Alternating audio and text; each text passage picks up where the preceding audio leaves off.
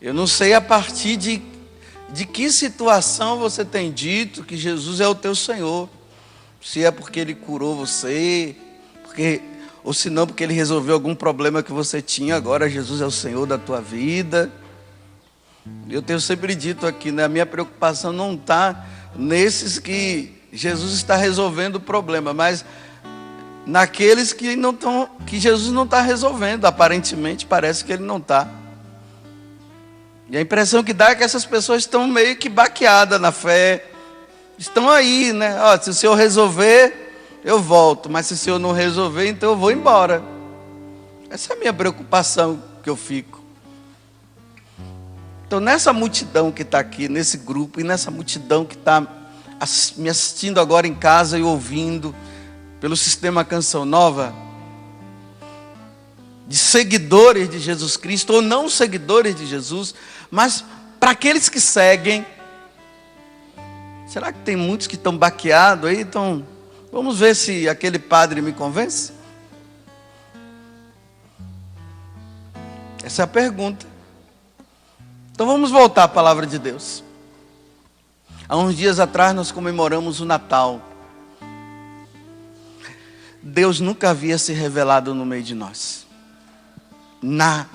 De forma tão visível. Não tinha.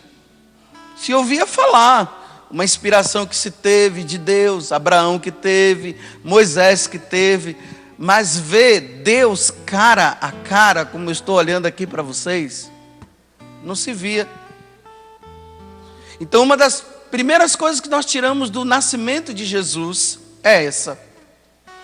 Agora todos podem vê-lo. Os pastores viram, José e Maria viram, esse leproso viu, os apóstolos viram, tanto que o testemunho dos apóstolos era esse, que eles haviam comido junto com aquele homem que havia morrido. E depois, ao terceiro dia, ele ressuscitou. E eles comeram também junto com ele, depois da sua ressurreição. Pronto, agora Jesus ressuscitou.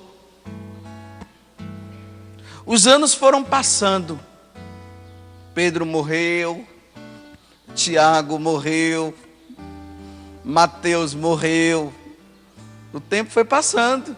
E os cristãos mantendo e pregando e dizendo: não, Jesus é o Filho de Deus, é o nosso Salvador. Sim. O tempo foi passando, foi passando. Dentre todos, o mais novo dos apóstolos ficou. Só João ficou. Porque os outros tinham que morrer, né?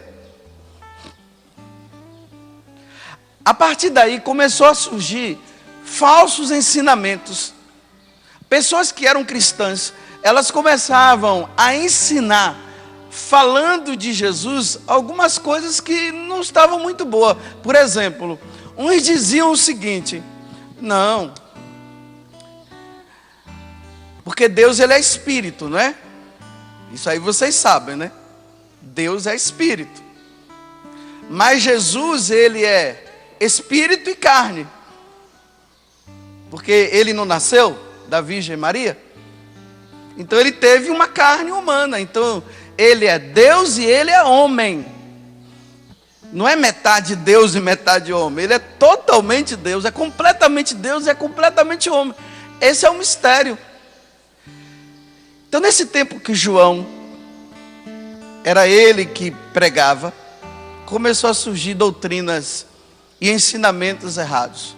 Uns diziam assim: não, o corpo de Jesus só serviu até enquanto ele foi batizado, ou até então enquanto ele nasceu, até quando ele morreu. Quando Jesus morreu, o corpo dele desapareceu. Não é assim que acontece com o nosso corpo, quando é colocado no caixão lá, a gente não morre? O corpo fica lá e a gente diz que a alma é que vai ao encontro, não é isso? Então eles diziam assim: então o corpo de Jesus não servia mais, não serviu depois da ressurreição. Tinham outros que diziam o seguinte, que realmente o corpo não serve para nada, não serve. Principalmente os gregos, né? Porque os gregos acreditavam somente naqueles que tinham grandes iluminações, grandes ensinamentos. Então a carne atrapalha. Então começa a surgir dúvidas em relação a Jesus, homem, e Jesus Deus. Então ficava o grupinho que dizia assim: não, ele é Deus, ele é divino, o corpo não serve para nada mesmo, acabou. A gente imagina quanta dúvida que ia surgindo na cabeça do povo. Dizer que o Filho de Deus, no seu corpo humano, ele é Deus? Não. Só a parte divina. Eu dou só essa paradinha para vocês pensarem. Aí vejam. Agora João ele vai ter que explicar para o povo que Jesus, ele é o Filho de Deus no seu corpo humano e na sua divindade. Não pode se separar. Agora não presta e agora presta. Só a parte divina serviu e a parte humana não serviu. Aí João diz: eu tenho um testemunho para dar para vocês. Olha só, agora vocês vão entender a primeira carta de São João hoje, a partir dessa introdução. Primeira carta de São João, capítulo 5. Quem tem a Bíblia pode até acompanhar. A partir do versículo 5, ele diz assim: olha, caríssimos, quem é o vencedor do mundo, desse mundo, com tantos ensinamentos errados que estão surgindo, que são colocados, tantas doutrinas que vão surgindo por aí, e que às vezes você que é cristão acaba lendo, e aqui é que entra a tal da contaminação, né? Contaminação é isso, é você ler algo que vai contra os ensinamentos de Jesus Cristo, e vai criando dúvida na cabeça, e daqui a pouco está dizendo que Jesus não é Deus coisa nenhuma. Isso é contaminação. Aí ele está dizendo: caríssimos, quem é o vencedor do mundo, senão aquele que crê que Jesus é o Filho de Deus? É interessante, hoje em dia se fala que Jesus não é Deus coisa nenhuma, e estão querendo provar que ele não é Deus. Não é verdade? Só dá uma olhada nas novelas, nos filmes, nos livros. Uma preocupação muito grande que eu tenho é com os jovens cristãos que vão para as universidades e depois começam a ter tanto conhecimento, e quem sofre com isso são os seus pais, porque antes de ir para a faculdade era um frequentador da igreja. Aí está ali uma que já disse é mesmo. Graças a Deus, tem sempre alguém que não deixa eu mentir. Era um frequentador da igreja. Aí lá são bombardeados com livros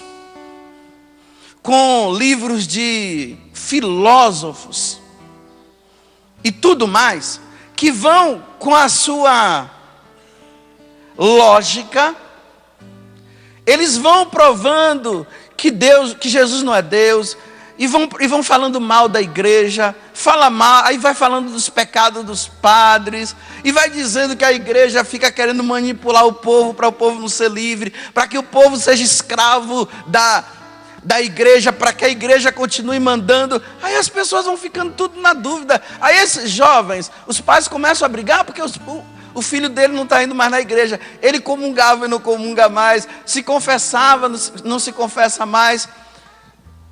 E o pior de tudo é que esses jovens cristãos, eles sofrem. Sofrem porque os colegas fazem chacota, os professores fazem chacota deles. E eles não querem ser diferentes. Aí como é que é? Se eles não querem ser diferentes, o que é que eles fazem? Aí eles não vão mais na igreja, para os colegas deles, os professores, não ficarem dizendo que viu ele na igreja, dizendo que ele é um idiota, é um bobo, e ainda está indo na igreja. Você não lê jornal, não? Você não assiste o noticiário, não? Dá para você ver. Olha o que é que são os padres. se mostram ser tão santos, mas olha o que é que eles estão fazendo. Estoura esse negócio de ficar comungando e recebendo a Eucaristia. Isso é mentira. Você acha que aquele negócio ali é Jesus Cristo? Ainda mais agora que você tem um conhecimento grande. Não, sua mãe e seu pai vieram da roça. Eles não fizeram faculdade. É assim mesmo, até que estão falando. Obrigado, me ajuda aí, por favor. Seu pai só sabe lidar com gado, com boi, com jegue, com cavalo, com tudo. Mas essas coisas, não. No começo da igreja também, os conhecedores, os gnósticos, quer dizer conhecimento. Quando vocês ouvirem falar de gnosticismo, não entra nessa onda não. São aqueles que se acham que são os iluminados. Eles começaram a ficar ensinando as coisas erradas para o povo. Dizendo que Jesus não... O corpo dele, nada, isso aí não serve e tal. E o pessoal começou a se confundir. É tanta confusão. Aqui não estou dizendo que é para vocês estudarem, não. Vão estudar, mas dê seu testemunho de fé lá. Não se deixe levar pelo que os outros falam. Lá você tem que dar o seu testemunho. Aí fica todo mundo com vergonha. Também não estou dizendo para se levantar e dizer e brigar com o professor, senão vai dar nota baixa, viu? Fique na sua. Os ensinamentos errados. Aí João está começando a carta dizendo assim, olha, quem é que vence esse mundo? Só aqueles que dizem que Jesus é o Filho de Deus e não arreda o pé. Esse é o vencedor. Sabe quem é o derrotado? É aquele que começa a ficar meio desconfiado e vai perdendo a sua fé, vai entrando em crise, aí vai embora. Esse é um perdedor. E não querem mais saber da igreja, é um perdedor. O que é vencedor é o que está ali, só para contrariar. Eles dizem que não é, e ele diz é. Diz não, aí o outro diz sim, eu creio. Esse é o vencedor. Aí veja, a continuação. Aí ele vai dar o testemunho. Ele diz assim, ó, olha que confusão que está aqui, ó. Ele diz assim, ó, quem é o vencedor do mundo, senão aquele que crê que Jesus é o Filho de Deus? Ele diz, este é o que veio pela água e pelo sangue. Que coisa estranha. Ele veio pela água e pelo sangue. O que é que ele está querendo dizer com isso aqui? Veio pela água e veio pelo sangue. Aí ele continua. É Jesus Cristo, Ele que veio pela água e pelo sangue. Ele não veio somente com a água, mas com a água e com o sangue. Aí João está dizendo uma coisa. Aqui é João evangelista, mas existe o João Batista. João Batista é aquele o precursor que veio falar e mostrar para o povo, eis o Cordeiro de Deus que tira o pecado do mundo. E existe o João evangelista, que é esse que escreveu o evangelho, que era um apóstolo. João, ele dá o seguinte testemunho, pela água. O testemunho da água é o seguinte: quando Jesus entrou na água para ser batizado,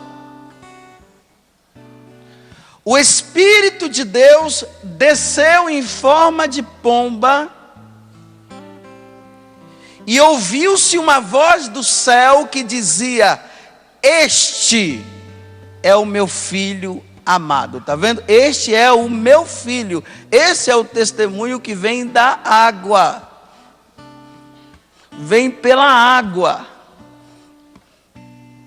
Quando Jesus subiu o monte com Pedro, Tiago e João, e Jesus se transfigurou, aí lá, mais uma vez se ouve uma voz do céu e diz: este é o meu filho, ouvi-o. Está vendo? Ouça o que meu filho fala.